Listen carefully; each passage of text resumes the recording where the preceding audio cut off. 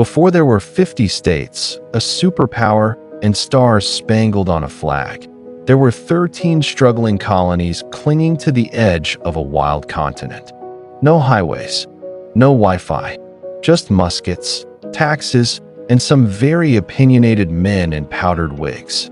This is the story of how those 13 British colonies pulled off the unthinkable.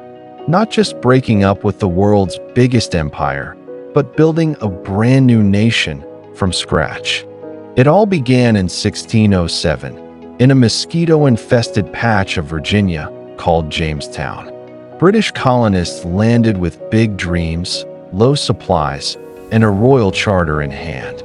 It was a business venture, not a freedom quest. Spoiler alert, almost everyone starved. But over time, more colonies popped up. Maryland, Pennsylvania, the Carolinas. Some sought fortune, others religious freedom. All of them still flying the Union Jack, still British subjects. For now, by the mid-1700s, the colonies weren't scrappy outposts anymore. They were booming, full of farmers, printers, blacksmiths, and a bunch of fiery local politicians who really loved town hall meetings. They spoke English, drank tea, and paid taxes to the crown. But something was brewing, something called an American identity. So what changed? What pushed them from loyal subjects to rebels with a cause? It started with money. The British Empire had just finished the expensive French and Indian War. Guess who got the bill? That's right, the colonies. The Stamp Act, the Townshend Acts, the Tea Act. Every tax was met with louder protests. And then one night, patriots dressed as Mohawk warriors dumped tea into Boston Harbor. Let's just say, King George wasn't amused.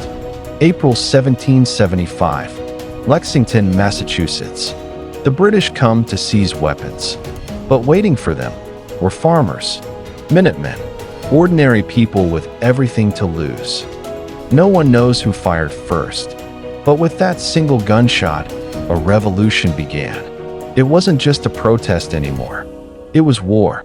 Paul Revere galloped through the night yelling, "The British are coming," which would have been a little weird, since everyone still thought they were British. Across the colonies, people picked sides.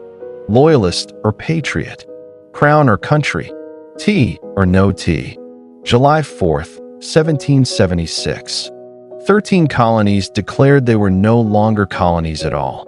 They were the United States of America. Thomas Jefferson wrote it. Benjamin Franklin edited it. John Hancock signed it big enough for the king to read it without his glasses. It was risky, treasonous, but incredibly inspiring. A new kind of nation, one built not on kings, but on ideas. The war dragged on. The British were trained, disciplined, and well-fed. The Americans?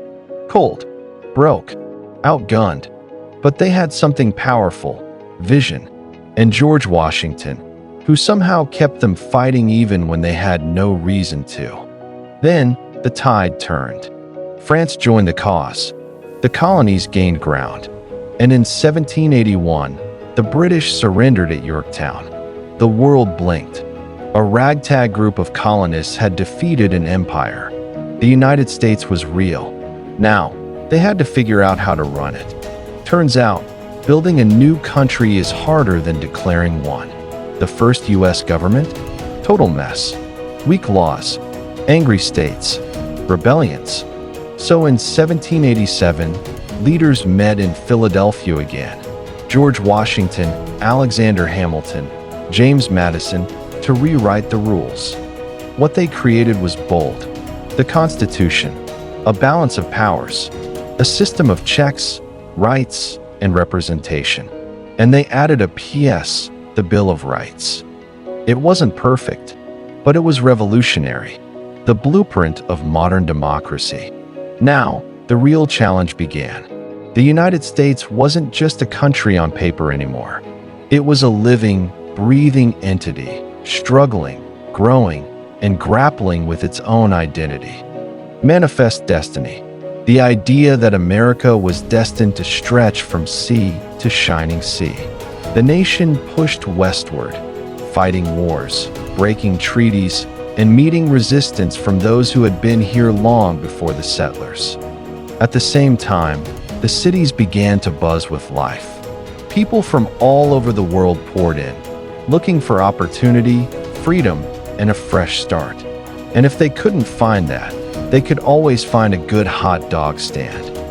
The country started looking like a hodgepodge of cultures: Irish, Germans, Italians, Africans, and so many others. The American dream was becoming a thing. But there was something dark in the mix, too. There was a deep wound in America: slavery. The North and South divided. One side growing crops, the other building factories. But on one side, people were enslaved, dehumanized, and that darkness couldn't stay hidden forever. Leaders like Harriet Tubman and Frederick Douglass began leading the charge to end the evil institution. And while the nation was becoming more powerful and more diverse, it was also heading toward a civil war. In 1861, the war finally erupted. The Civil War. It was bloody, it was brutal, and it tore families apart. But in the end, the Union held strong, and the enslaved were freed. But just as the nation survived war and tragedy, it rebuilt. The Industrial Revolution swept across the country.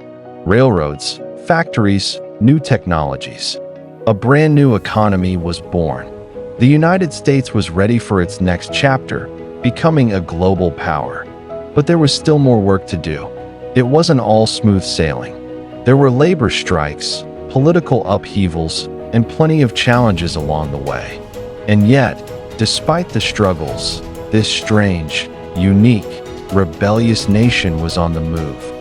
By the 20th century, the United States was flexing its muscles. World War I, the Roaring Twenties, the Great Depression, World War II. Each event tested the resilience of the young nation. Through each challenge, the nation rose. The U.S. became the world's economic engine. It stood tall on the global stage.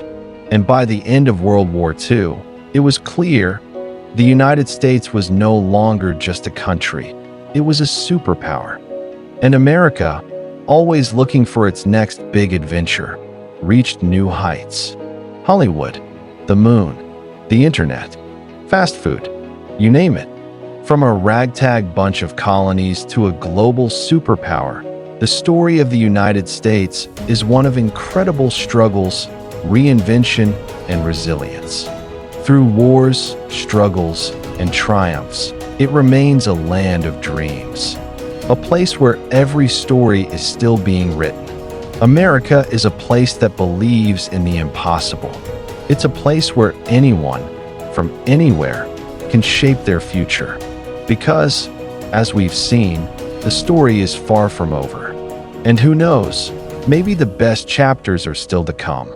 So next time you see the flag wave, remember, this wasn't just the birth of a country, it was the birth of an idea. And that idea, it's still alive today.